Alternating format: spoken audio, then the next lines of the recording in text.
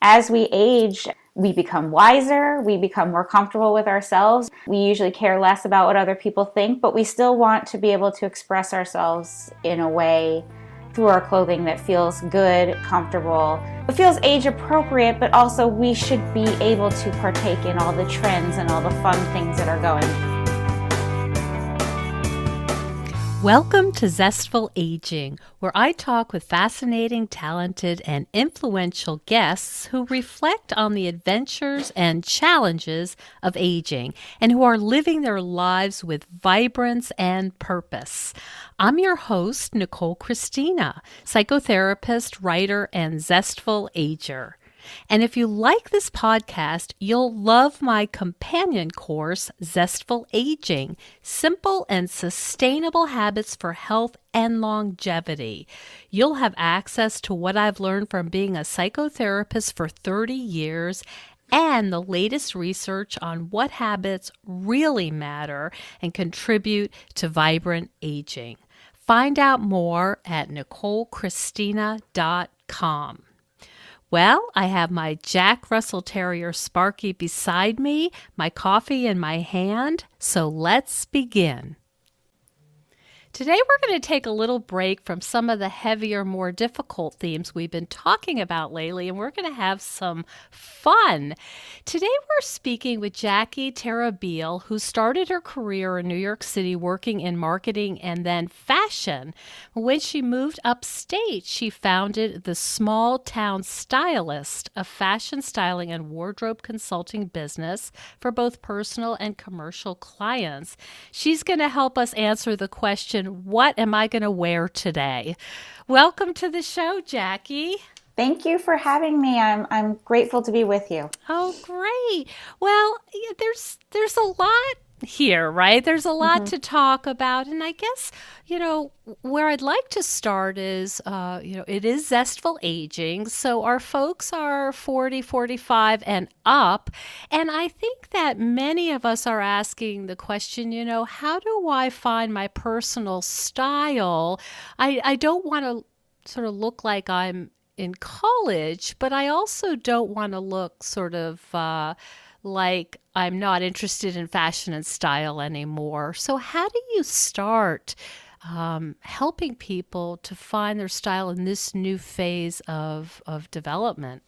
Right. Well, we're constantly evolving as people, and so our wardrobes also need to be evolving with us. They're an expression of who we are, and who we are is always changing. And as we age, we become wiser, we become more comfortable with ourselves usually.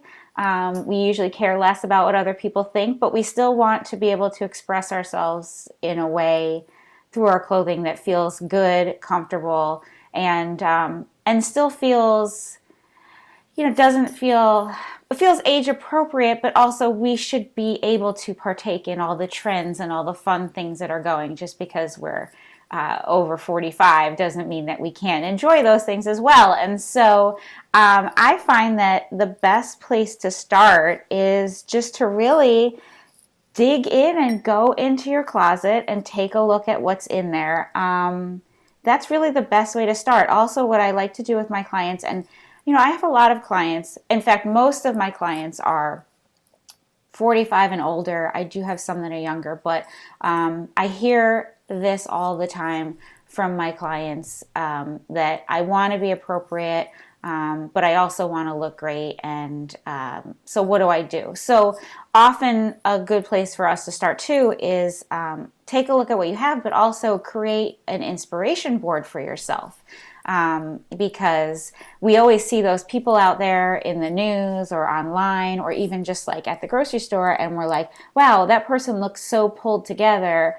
How can I look like that? So a great way to start is to kind of pull images, pictures together, whether it's virtually on a Pinterest board or physically cut out of magazines and put on a board in front of you to get a visual idea of, what do I like? What am I drawn to? What makes me happy? That kind of thing. And then that's a good starting point. That sounds like a great idea. I'm thinking that it's a little tricky maybe at this age, because one of the themes that we've been talking about is Many of us as women haven't really had the luxury of asking that question, what do I Mm-hmm. like? We're asking, what is my kid like? What is my spouse like? What is my partner like? What is my boss like? What are my parents like? Yeah. And I'm wondering do you see people you work with get a little stuck and say, it's sort of deer in the headlights. I don't even know at this point what I like. Oh, so much all the time. I mean, absolutely. And what's funny is that when I work with clients one on one in person, when I get into their closet, I always see a theme and a personal style. It's just that you're so close to it that you don't see it, or you've been doing it for so long that you don't necessarily see it. So a lot of times it's there. You just need a third party to come in and kind of tell you what it is. But I think normally, if you look at everything, you kind of look at everything that's in there as the whole, you'll find a theme in there. Usually, we don't change what our tastes are completely just because we're getting older.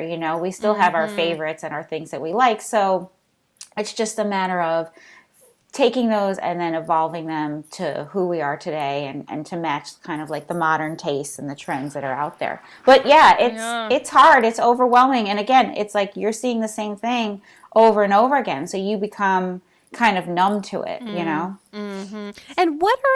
can you give me some examples of what themes might be? Like, how would you describe if you looked like in my closet, for example? You'd see a lot of colorful clothes, a lot of linen, a lot of stuff. But what are some of the themes? So do you have names for them? Yeah, I mean, it really just depends on what's in there. But some people are a classic. So you've got a lot of classic pieces in there, like button-down shirts and maybe Like khaki pants and jeans. Talbot's type. Yeah, exactly. That kind of style. Then sometimes some people are bohemian, which, is more kind of like flowy clothes, a lot of muted colors that are kind of like a lot of paisleys and that kind of thing. More clothes with less structure is usually more of a bohemian style.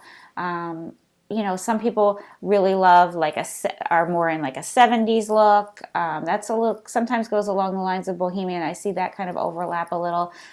For me personally, I like to consider myself maybe like a edgy, like a classic with like an edgy feel. So edgy is more like trying out the trends and doing things that are a little bit different, wearing things that have a more modern cut to them and feel to them, but still keeping it in the classic thing. So like, for example, for me, I tend to wear a lot of like jeans and black pants and classic pieces, but I always make sure that those pieces are in the most modern cut for the season. So I'm wearing a lot of fitted cropped pants right now, that kind of thing. So that's like more of an edgy, I could list a million different things, but there's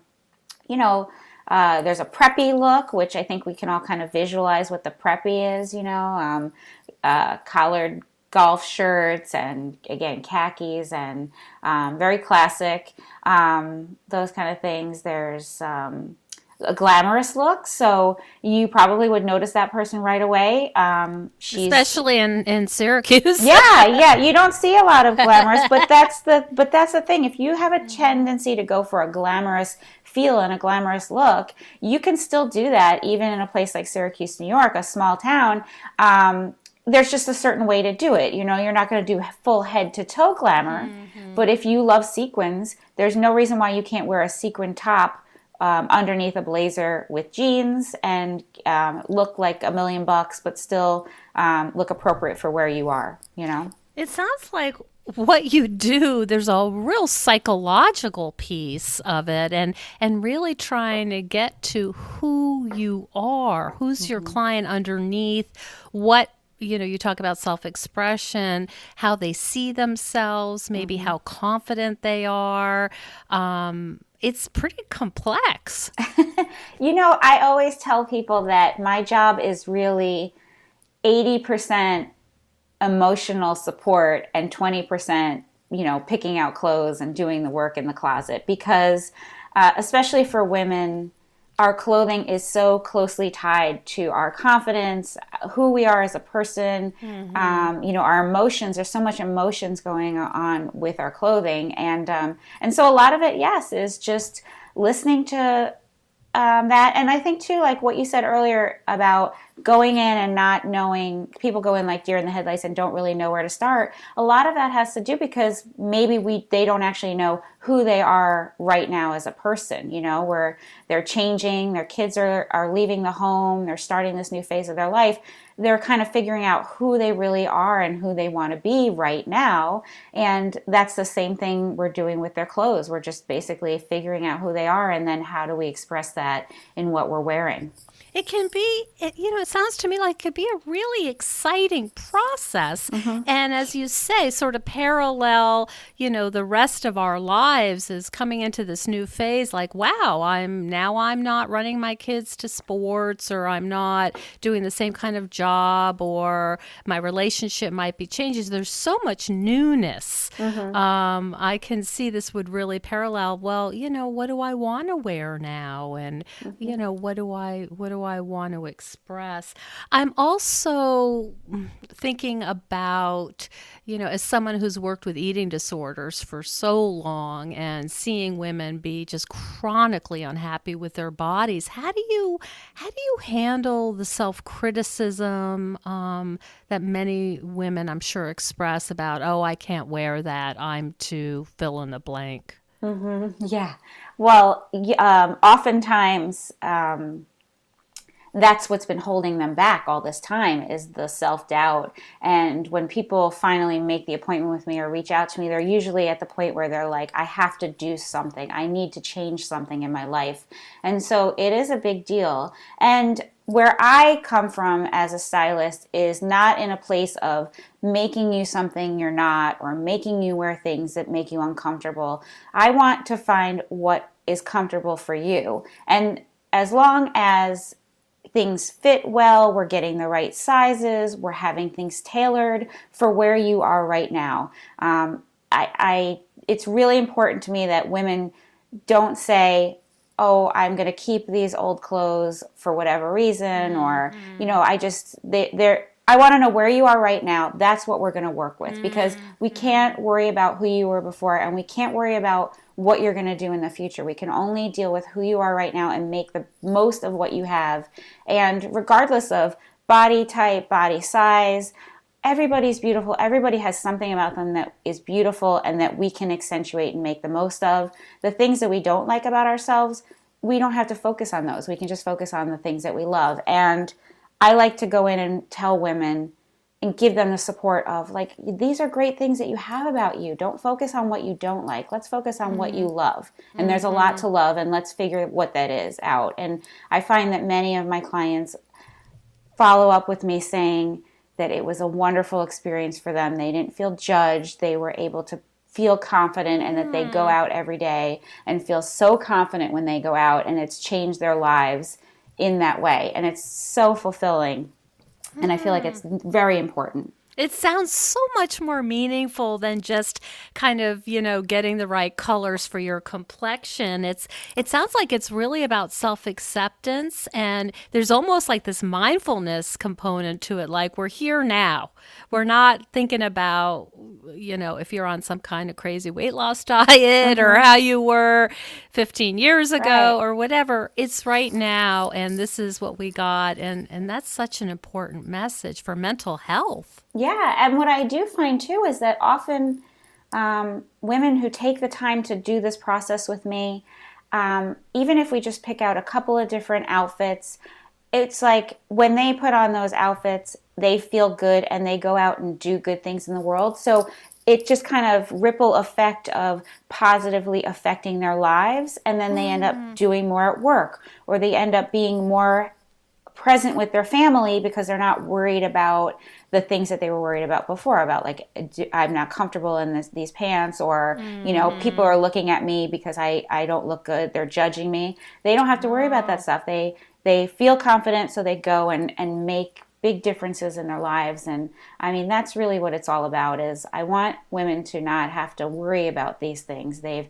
took the time to put the work in to get the outfits together that they know they love. Now they have the brain space to do all the other things that are important to them. Oh my gosh. That's been such a message for me with working with people with eating concerns, eating and body concerns, like how much time are you wasting here? And you've got these talents and skills that are going unused because you're so worried about not eating carbs or whatever. Right. Oh, that sounds so important. Now, it seems to me that you must have made some changes along the way. If, working in New York City in the fashion industry, I'm going to just take a wild guess that this is a message that wouldn't necessarily fit for some of the models and some of the high fashion folks that you had worked with in the city.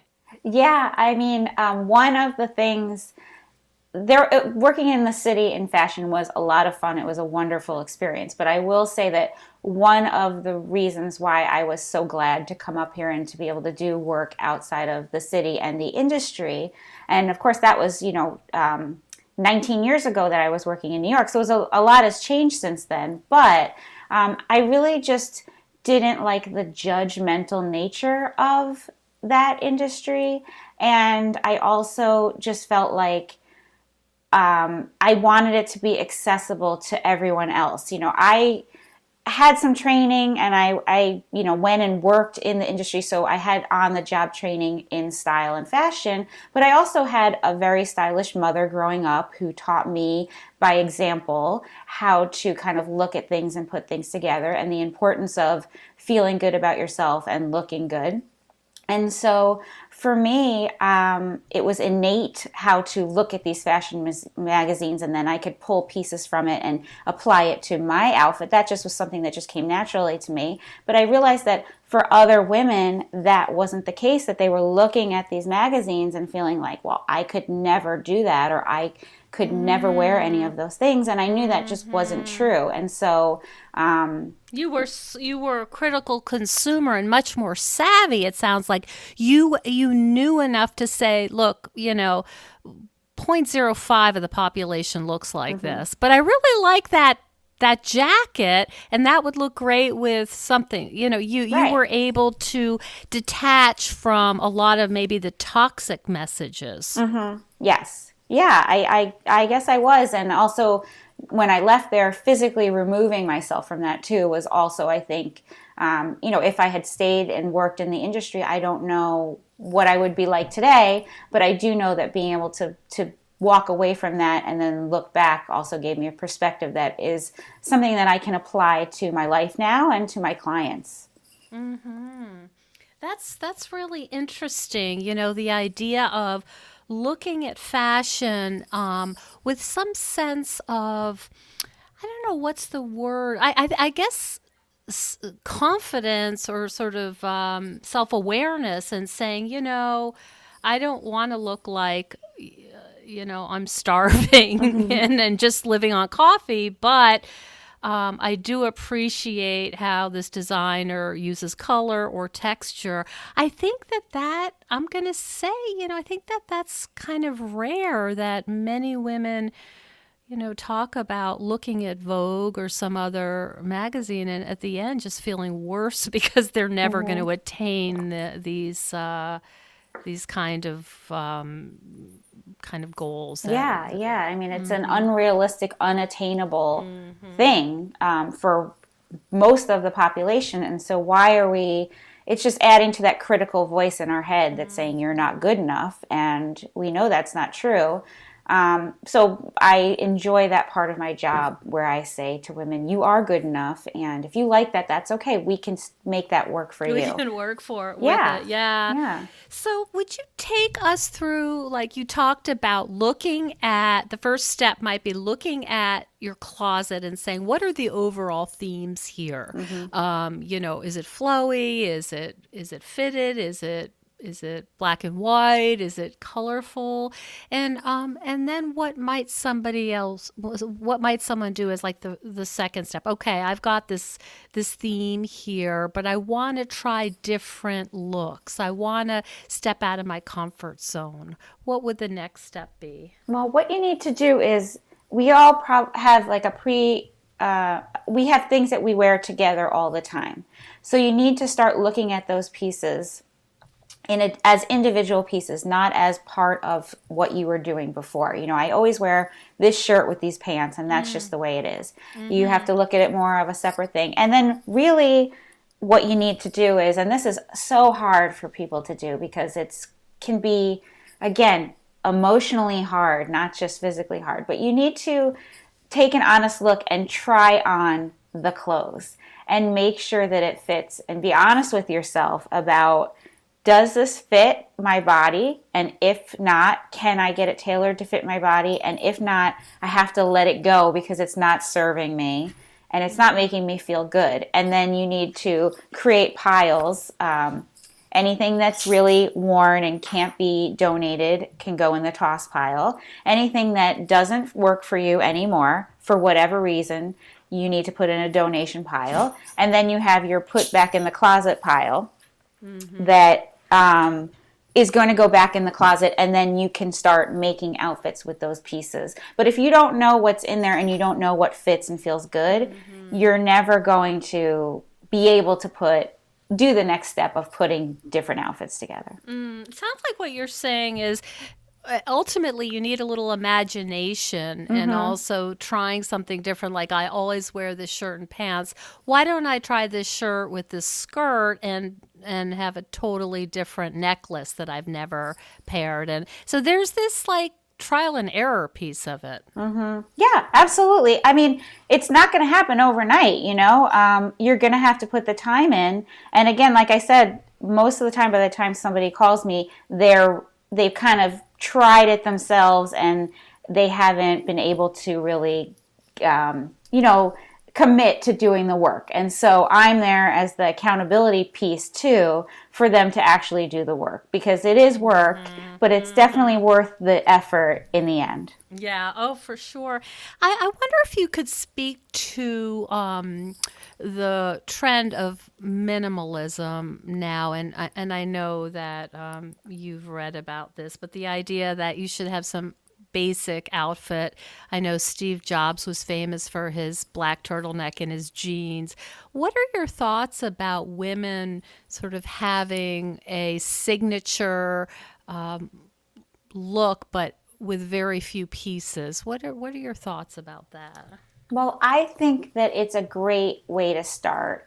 And I think if it works for you, I think that's great. I mean, it's kind of like the choice overload that we experience, where we have so many choices and then we just we just paralyze, we don't make any choices, so it stops us from doing anything. So if that's what is going to make you move ahead, then I think it's great. I mean, really, if you look at your closet, you probably do have a few go-to outfits or a few go-to pieces that you wear most of the time. They say you only wear 20% of your wardrobe 80% of the time. And it's so true.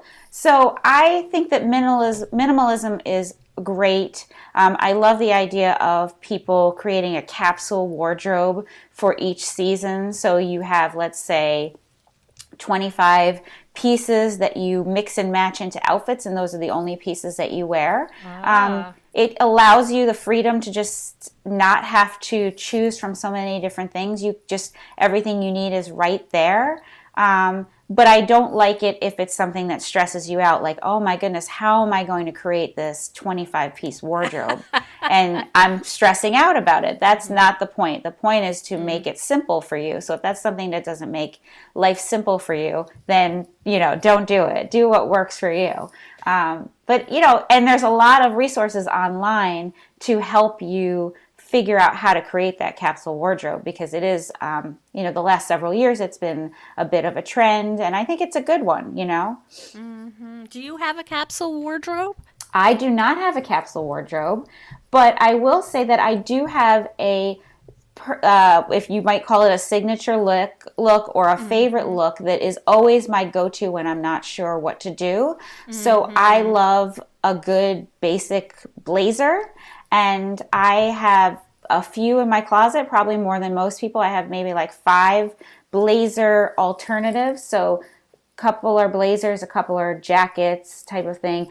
And what I like to do is, even on days when I'm just, working from home in a t-shirt and jeans, if I need to feel more confident or if I'm going somewhere, I know that I can pull out one of these blazers, put it over my outfit, and it'll elevate what I'm wearing, and I feel pulled together, and like when I go out that I'm feeling confident that I don't look like I'm just wearing t-shirt and jeans. I've got a styled look. And it's funny because I'll be at, the grocery store, and someone will say, "Oh, you must have had a meeting today because you look great." And in my head, I'm thinking, the only thing I did was put on a blazer. But, it kind of pulls everything together. So for me personally, that's the piece that is my go-to. And, so whenever I need something that I know is going to work for me, that's where I go. I find that a beautiful scarf, too, can really elevate a look. Absolutely. So sometimes something's looking too plain. I'll throw on a really colorful, beautiful, rich-looking scarf, and that sort of brings it up. Do you want to say anything about another trend, which is my personal favorite, which is shopping consignment? What are your thoughts about that for people who are trying to find their kind of current signature look? Well, what I love about shopping consignment, 2 things. Number one, when you shop consignment versus like a flea market or a thrift shop, most of those pieces have been curated and chosen by the shop owner. So you know that they're in good shape. You know that they've been cleaned. So you're getting secondhand looks, but you know that they're kind of like a better quality.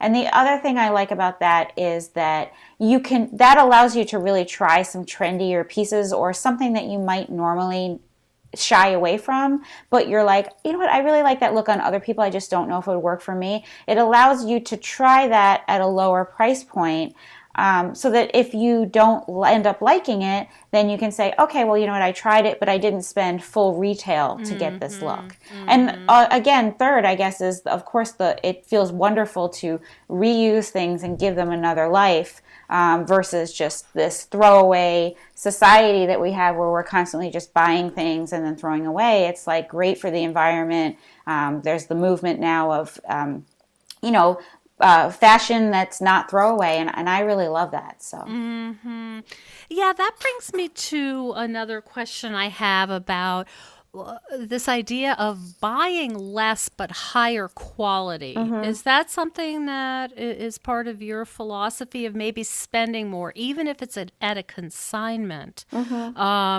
mean, I love Eileen Fisher clothes, but they're prohibitively expensive. And to buy those consignment are still much more expensive than sort of a Target brand. What's your experience in terms of these things actually lasting longer? Is that really true that some of the higher priced clothes are made better, or is it more about advertising and sort of image? Yeah. Well, there's a lot of brands that are trusted out there, but I would say, for me personally, I do have found, and I do believe that a lot of the more expensive brands, and of course, and the trusted brands that are out there, do last longer and are better quality and are worth the money. But not for everything. So, but they usually, they're more expensive usually because they're buying higher quality wool. They're the stitching and the way that they put the clothing together is better quality, is stronger. So usually they will last longer, and also it depends on how you care for them. I find that when people invest a lot of money in the pieces, they tend to care for them better, and so it just kind of like naturally they last longer. Also, I found that the more expensive the piece, the more true to size everything is. So that feels good because the cuts are usually better, and it's more true to size, so you're not trying to figure out what size you're in. If you are always wearing a size 10 trouser in that brand, it's going to be consistent throughout, which is nice. But for me personally, although yes, I will recommend to buy your basic pieces and the pieces that you're going to wear more often, make sure that they're good quality, and that will tend to be more expensive pieces. I don't believe that for like trendy pieces or things that you're going to only wear for a season and then you're going to get tired of them. So if there's a trend for like a color that's very on trend, like that marigold color is very on trend. It's been on trend since the spring, and I love it. But I do know that like in a year or so, I'm going to be tired of that, I'm probably not going to want to be wearing that, or another color is going to come in. So when I buy those pieces, like a blouse or something, I'm going to buy them in a lower price point so that I can get my per wear cost, keep it low, and then that way I won't feel bad when I want to move on to another trend and donate that piece. I think that's great advice. You know what I found, and I don't know if this is consistent with what you're saying, but I find that things that are higher quality and higher cost, one thing I notice immediately is the quality of the buttons. And if you go to like a Target or wherever, those kind of things, the buttons you can just tell are really cheap. And I've actually been known to take some pieces that I like and change the buttons out. Yeah. And it really makes it look nicer. It does. And those are the kinds of things that we can do, that people can do, and that I recommend people do all the time, is change out the buttons. Or, you can change the lining inside a jacket to make it last longer, like if you have a jacket that you wear all the time and the lining is ripping, you don't need to get rid of that jacket. You can just replace the lining. But also, yes, the buttons and the details and that kind of thing, those are simple things that can be changed. So if you find something that you love, it's a great color, it fits you like a glove, but you just don't like the buttons on it, or some of the little, like the zipper pulls and that kind of thing, those can all be changed, and very easily. If you can't do it, you can bring it to a tailor and they can do it for you. So that's a great detail and definitely true. But yes, the zippers often are cheaper, and you can tell that right away. So It sounds like a good tailor is a woman's best friend. Oh, it's absolutely. Well, my number one is that, when I follow up with my clients, I always say, make sure that you get a good tailor, because not everything needs to be tailored, but there are things that are definitely going to need to be tailored, and you'll be much happier for it. And then also great undergarments. And I think too, for women as we age, having a great undergarment is just really, really even more important. And what's an example of a great undergarment? Well, it's just let's say, for women, you need a great fitting bra, one that supports you and one that feels comfortable. Because most women are wearing the wrong size. And so we have a wonderful store here in Syracuse that I always send my clients to, and they'll do a fitting with you and make sure that you're in the right size. Because if you're wearing the wrong bra and you're wearing the wrong undergarments, then you can have the greatest outfit on top of that, but it's not going to fit you properly, and it's not going to look its best if you're not wearing those properly fitted pieces underneath. Yeah, and you can, it just makes you stand taller when when you're wearing the right pieces. Yeah, I love that. Well, is there anything that we haven't covered that you'd like to share with our listeners about styling themselves over, as we are post-middle age and into this new sort of phase of our lives? Any other last pieces of advice? Yeah, I would say, I want to say to them that, it's never too late to try something new. One of the things that I always tell my clients when they say, oh, I can't wear that, I say, why don't you give it a try for one day? And at the end of the day, if you still feel like that's not me, then okay, don't wear it again. But I guarantee if you do give it a try, you probably will receive some compliments, and you'll think at the end of the day, wow, I was able to do that. I felt great in it. But you're missing out if you don't just give it a try. And so I wouldn't want us to say, oh, I'm too old for that, or I can't pull that off, or I can't do that. Just give it a try and see what happens. The worst case is you don't wear it again. And the best case is you've just expanded your wardrobe and you found something new that you feel great in. It sounds like there's this aspect, and I can hear it in your voice, that there's this should be fun. Yes. This should be experimenting and like, hey, does this work? Hey, it actually does work. It surprises me, or, oh no, I was right. That's not me. I mean, there's this experimentation. There's this, the trial and error. It has this excitement to it. Yeah, it should. Clothing and fashion, and as much as we're talking about how important it is to us and how emotionally we're tied to it, at the end of the day, it's really just fun. It's not anything super serious, and so we should be having fun with it. And I think there's an element of fear that people have, like that I don't want to look like I'm trying too hard, or maybe caring about how I look is frivolous, and I'm not a smart, thoughtful person if all I'm thinking about is my clothes. But I don't believe that at all. I believe that clothing is an expression of who we are, and you're showing other people respect when you take care of yourself and show them that you respect yourself. And so why not have fun? Nobody ever died because they wore the wrong color jacket, right? So, I mean, we shouldn't take it so seriously. We should be enjoying this. We have to get dressed every day, so why not have fun? Mm-hmm. I love that. And especially in these kind of heavy times and times of anxiety. I mean, that might be just a part of your life that you can celebrate and say, oh, let me try this today. Yeah, absolutely. That's lovely.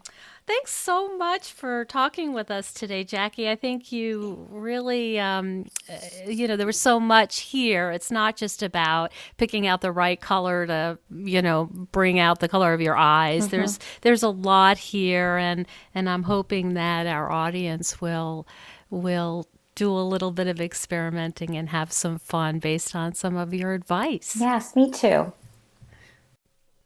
Thank you so much for joining us on Zestful Aging. If you like the podcast, please share it with some of your friends. I love to hear from my listeners. Send me an email at NicoleChristina.com. In this phase of our lives, we're more aware that our time is precious, and we certainly don't want to waste it taking care of stuff that we no longer need, left over from a life that we are no longer living. We know we would feel better with less clutter and more open space, but we don't know how to get there. If this sounds familiar, I'd love you to check out the online course I've developed with professional organizer and designer Carrie Luderin. This course is different than others you may have tried because we give you clear steps to deal with the clutter and tools to help you face the overwhelm and feelings that come up when you're going through your clutter. It's practical and realistic, and the lessons are short and punchy and very manageable, but it has the power to change your life. We all deserve to live in a peaceful home without the chaos of too much stuff. Find out more at NicoleChristina.com. And stay tuned next week for another interview with a fascinating and inspiring guest. See you then.